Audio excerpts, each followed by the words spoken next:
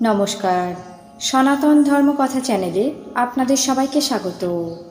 আজ ভাদ্র মাসের ৯ তারিখ বৃহস্পতিবার, শুক্লাপক্ষের চতুর্দশী তিথি। মহাভারতের বনপর্বের ৬ষ্ঠ অধ্যায় সঞ্জয়ের কাম্যক বনে গমন পর্ব শুরু করব। নারায়ণং নমস্কৃত্য নরং চৈব নরোত্তমং দেবীং সরস্বতীং ব্যাসাং ততো জয়মুদীরয়েৎ। ঋষি বৈশম্পায়ন বললেন, বিদুর পাণ্ডবদের আশ্রমে গমন করার পর ধৃতরাষ্ট্র বিদুরের সমস্ত বিষয়ে সৎ উপদেশ সম্পর্কে বিশেষভাবে ভাবতে লাগলেন। তারই প্রভাবে পাণ্ডবদের যশ বৃদ্ধি লাভের বিলক্ষণ সম্ভাবনা আছে বুঝতে পেরে মনে মনে পরিতপ্ত হতে লাগলেন। তিনি সভার দ্বারে এসে বিদুরের বিরহে বিমোহিত হয়ে রাজাদের সামনে অচেতন হয়ে পড়লেন। তার কিছুক্ষণ পর সংজ্ঞা পেয়ে উঠে সঞ্জয়কে জিজ্ঞাসা করলেন, হে সঞ্জয়, পরম ধার্মিক বিদুর আমার ভ্রাতা এবং অত্যন্ত পবিত্র মিত্র। আজ তাকে স্মরণ করে আমার হৃদয় যেন বিদীর্ণ হচ্ছে। তুমি শীঘ্রই তাকে নিয়ে এসো।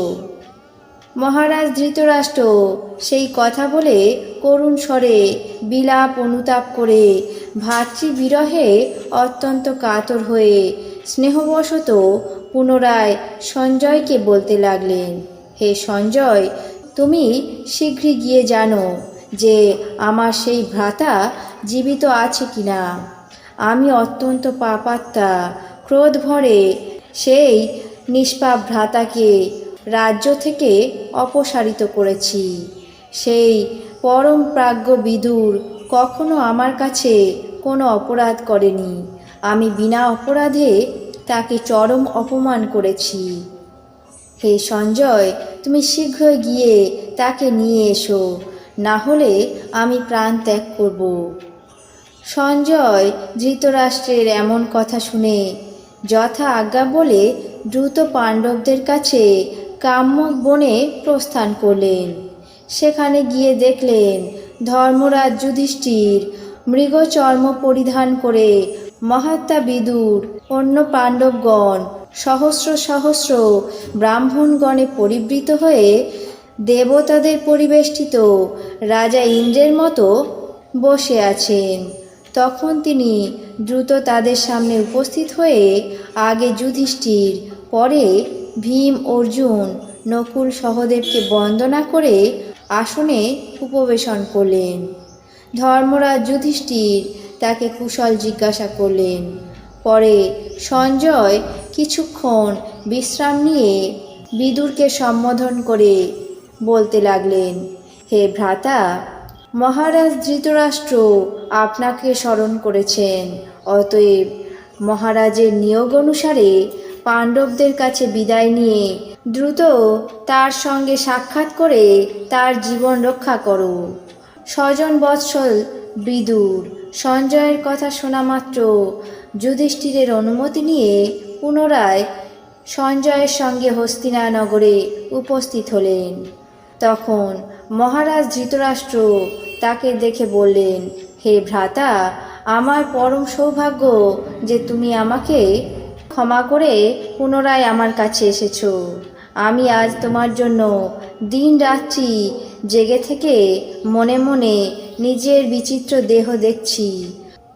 ধৃতরাষ্ট্র এই কথা বলে বিদুরকে জড়িয়ে ধরে বিলাপ করতে লাগলেন। হে ভ্রাতা, আমার অপরাধ ক্ষমা করো, এই কথা বলে সান্ত্বনা দিতে লাগলেন। বিদুর বললেন, হে রাজন, আমি ক্ষান্ত হয়েছি। আপনি আমার পরম গুরু।